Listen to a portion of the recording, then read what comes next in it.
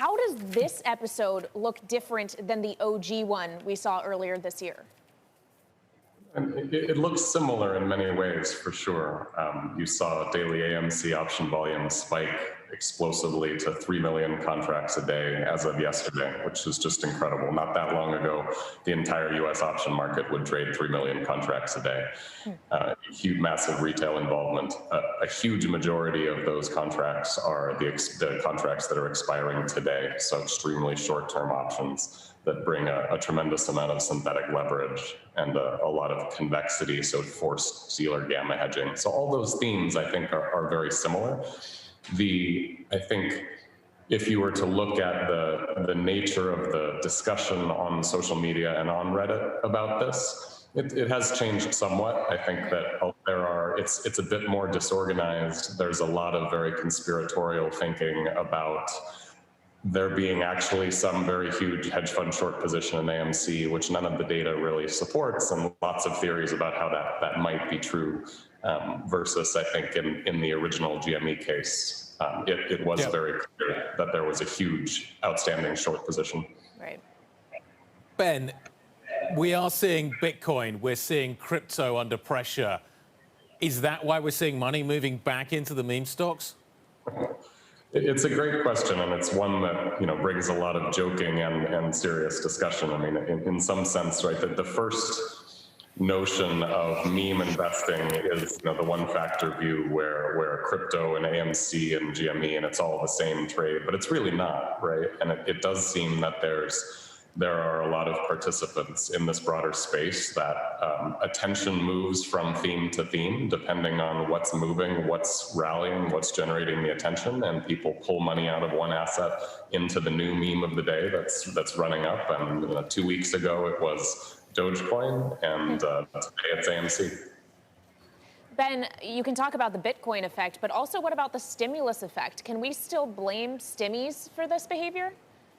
I think that was never a very plausible source of any of this behavior, right? I mean, this is the manifestation of a trend that's been building since before COVID even, that certainly accelerated through COVID with how much work from home and unemployment there was. Stimulus checks certainly contributed on the margin, right? But I think a tremendous number of the participants in these markets have real incomes that they're deploying as part of fund speculation into these markets, rather than horse racing and going out to bars. Ben, are fundamentals having any impact this time round? Does anybody care if anybody goes to the movie theaters this weekend? Does anybody care that AMC trades on kind of 40 times? Does anybody care about that kind of stuff? Don't think anybody, certainly not the driving force of participation here. I don't think anybody really cares, right? I mean, certainly the fundamental, the running joke is all we needed to send a near bankrupt movie theater to the moon was a global pandemic that shut down its whole audience, right? I think that if anything, you're likely to see the company taking advantage of this environment to raise cash in the equity market, dilute its shareholders, and pay down its very heavy debt load, right? Which is not something that's which is dilutive to the equity holders. Ben, you talked about the massive amount of volume we've been seeing. I mean, just now, of course, an hour and change into the trading day, volume on AMC is still about 500% above the average over the last 20 days. In the broader equity market, though, volume has been actually trending lower. How are these two dynamics happening at the same time?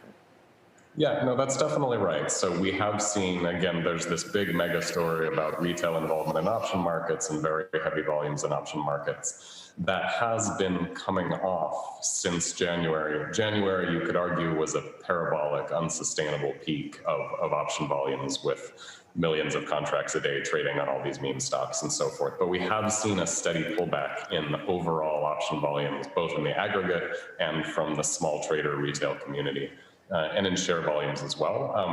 Levels are still very elevated from any kind of historical perspective, but the trend is lower.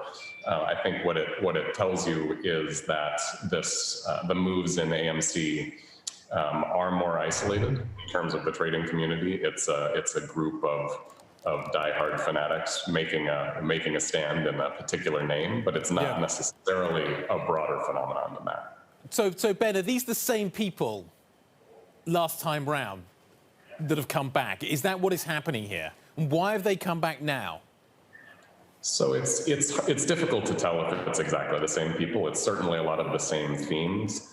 I think the mix of people last time around, when you think about January, right, there was really a big bifurcation between the early and the late comers. The early crew, who were relatively sophisticated all in all, put on a good trade, publicized it very well, and attracted a tremendous amount of followers who didn't necessarily know what they were doing. And a lot of the followers ended up buying in too late and losing money. I think most of those folks then moved on to other things. But it's certainly this effort, again, there's a very strong conspiratorial tinge to it. There's a much more fragmentation of the Reddit threads across discords. It's not nearly as centralized and emphatic as it was in January in Wall Street Bets. So it feels, again, it does feel different in that regard.